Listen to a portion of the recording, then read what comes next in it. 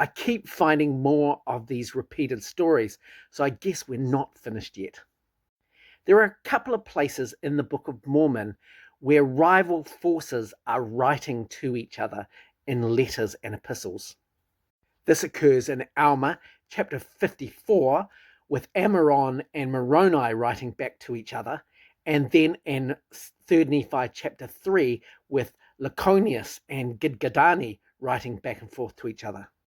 And wouldn't you know it, that when you put these texts side by side, you see a high degree of correlation, including a number of passages which are exactly the same.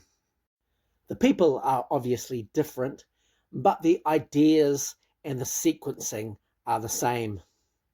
I really like the ideas of destruction that come up in these two chapters. In both chapters, in the same kind of sequence, we see this idea of utter destruction, and then later extinction.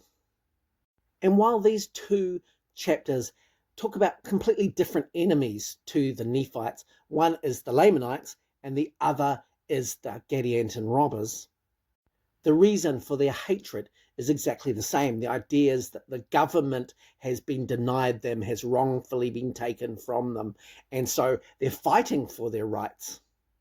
And by the end of the two passages, we see the same information, but it's not quite in the same sequence. But the ideas are there, and they are often side by side. And there are some cute little comparisons. Alma 54, the writer says, I am a bold Lamanite. And in the 3 Nephi 3 example, the idea is that Laconius is surprised by the boldness of Gidgadani. These kind of parallels suggest to me that it is a memorization being orally performed, and so you get these quite different variations of the same idea, rather than if you mapped out a written script and then recited that same script again. But I'm no linguist, so if you have any other ideas, please let me know. The other cool thing about these letter exchanges is the idea that it's a fully literate society, because if it was an oral society, you would expect that people would send emissaries or messengers and they would relate ideas back and forth to people rather than they being written down and sent and read and then responded to. This advanced literary society is absent in ancient America, so it's an anachronism, but it is the absolute case in 19th century America, and it's also present in the Bible with many letters from various people to others, particularly the New Testament. But the side-by-side absolutely show that this is crafted and performed, and therefore it's probably not an actual event, it's something that is supposed to teach a lesson.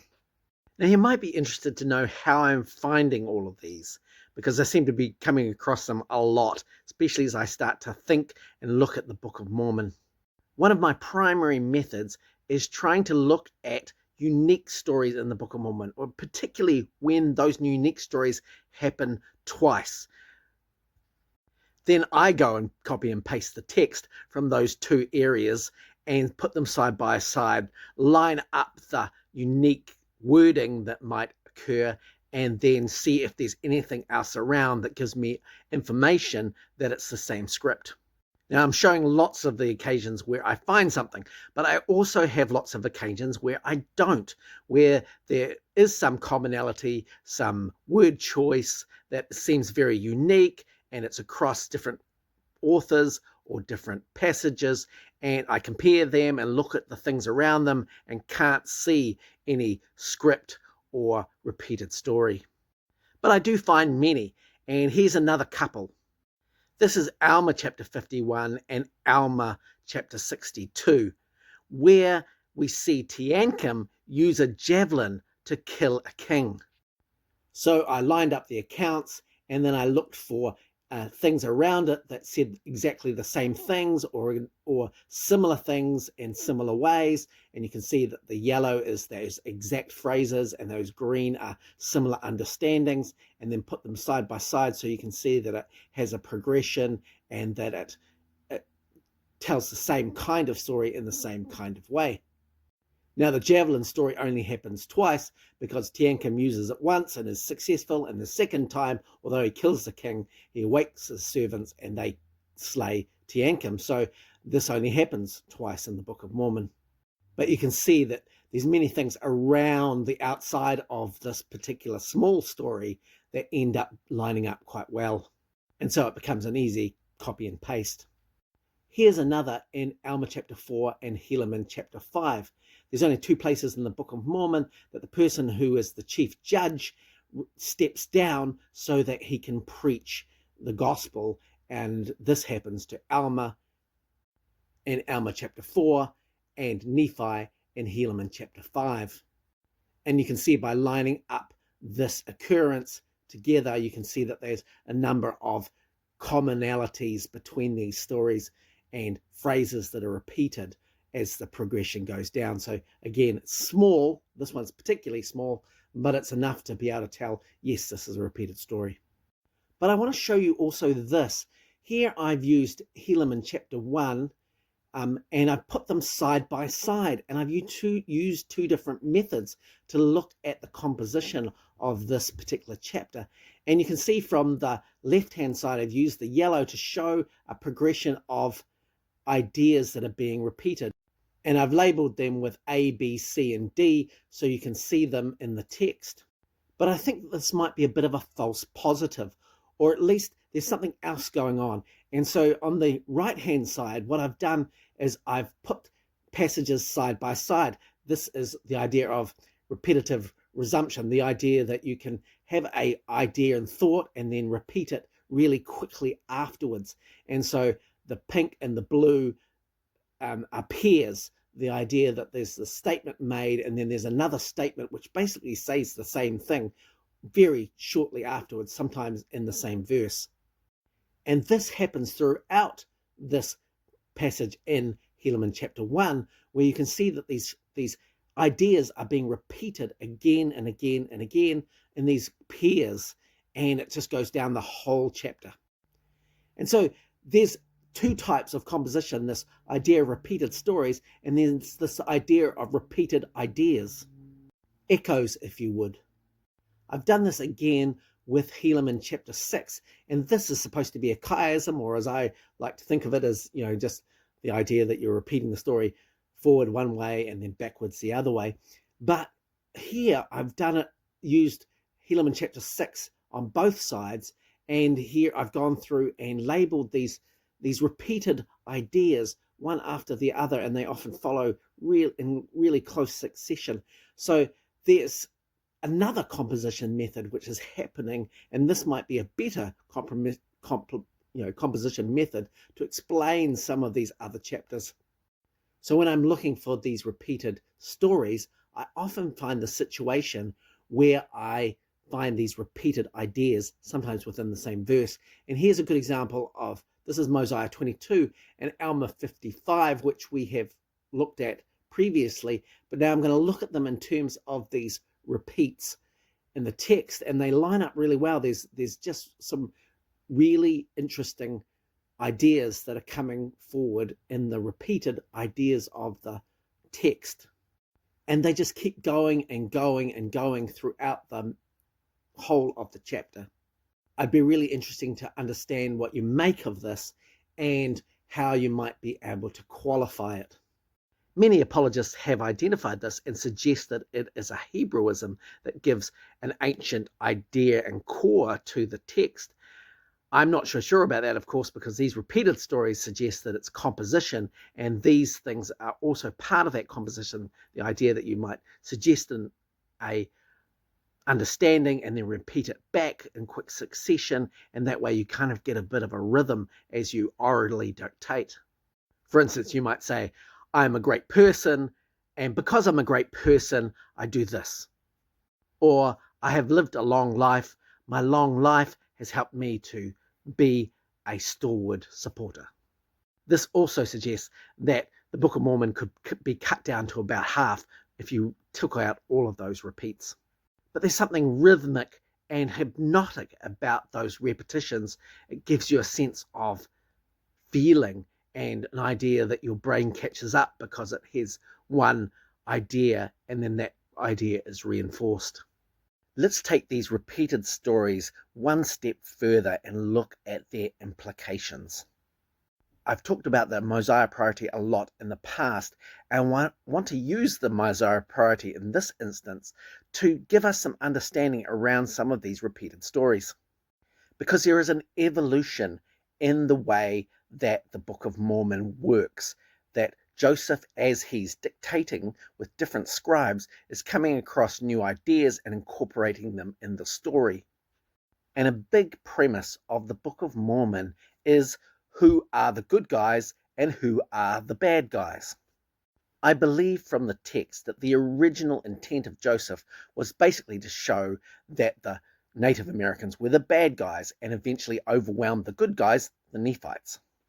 And the way to distinguish these two groups was their skin color, and this explained the Native Americans to a settler Gentile population, and along with the mound builder myth, the idea that the Native Americans were dirty, filthy, less civilized, and that there had been a previous civilization which had been wiped out. This was the original intent. But this changed during the dictation sequence. The idea of who the good guys and the bad guys were morphed a little bit to be explained by this idea of secret combinations, this idea that there are secret societies whose attempts were to subvert the government and plunge people into destruction. And this became a much more compelling and exciting way to end the Book of Mormon. And it would serve as a cautionary tale to the people in Joseph's day who were grappling with things like Freemasonry and Andrew Jackson as President of the United States being a Mason. Let's go through it and have a look. So here's a repeated story from 1 Nephi chapter 2 and 2 Nephi chapter 5. In the Mosiah priority, this is being written last to account for the lost manuscript. This side by side shows that these two passages are related, and actually they're both written by Nephi, so presumably they could be related. You can see in the middle there's a big chunk that is in 2 Nephi chapter 5 about the idea that the Lamanites are being cursed with this dark skin, and this is going to set them apart from the Nephites. The curse is mentioned in 1 Nephi chapter 2, but it's explained in 2 Nephi chapter 5 as being dark skin, and this is so that they're not enticing to the people, so there's no intermarriage. The dependency is clear between these two passages because actually the second passage in 2 Nephi chapter 5 talks about how what the Lord has said prior, back in 1 Nephi chapter 2, has come to pass, and that is, what the Lord has said is now being enacted with the Lamanites and the Lemuelites separating from the Nephites and becoming cursed with this dark skin. This is also mentioned in Alma chapter 3, which is right at the beginning of the Mosiah priority. But when I put those two ideas together, what's in Alma chapter 3 and what's in 2 Nephi chapter 5, the ideas are present, and you can see I've labeled them in green, but the actual wording is not the same. These two passages are not dependent.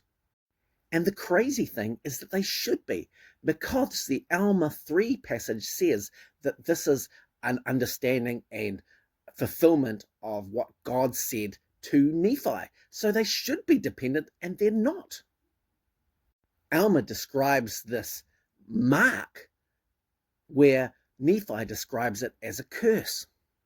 The idea that there shouldn't be any mingling of seed is there, but it's talked about quite differently. I think this idea of mingling seed was one of the things that determined the downfall of the Nephites, and this then changed this understanding to this idea of secret combinations of Gadianton robbers. So let's look at this other ending to the Book of Mormon, the idea of Gadianton robber secret societies causing the downfall of great nations. And this comes up in the text only by the end of Alma. And our first kind of big passage about explaining all of this is in Helaman chapter 6, which I put side by side with Ether chapter 9, because by this point the Nephite nation has finished, and now Moroni is explaining what's happened and how this relates to the Jaredites, and this is put in Ether chapter 9. And we can put these two chapters side by side.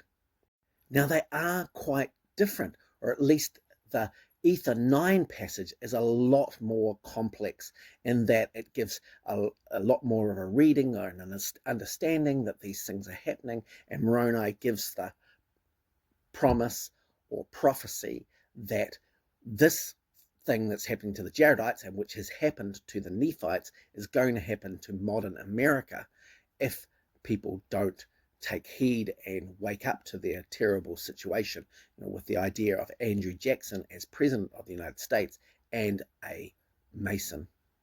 But there are lots of similarities between these two passages, and you can line them up at certain spaces in them, although it's not a clean, easy one for one, and some of the understandings are word for word, but they're not in that same order, so they bounce around quite a bit.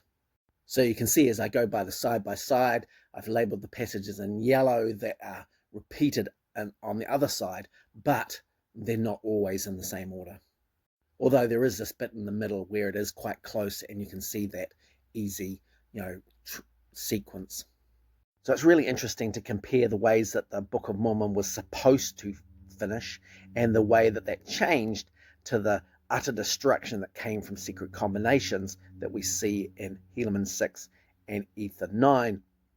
And yet, when you look at those original understandings from Alma 3 and the beginnings of Nephi and through into 2nd Nephi, these give a fleshing out of what's happening and why they're being included in the text. Just to finish off this part of the Repeated Stories series, here's another couple of examples. Here's Alma 1 side by side with Alma chapter 4. And you can see that they borrow from the same ideas in the same kind of progression.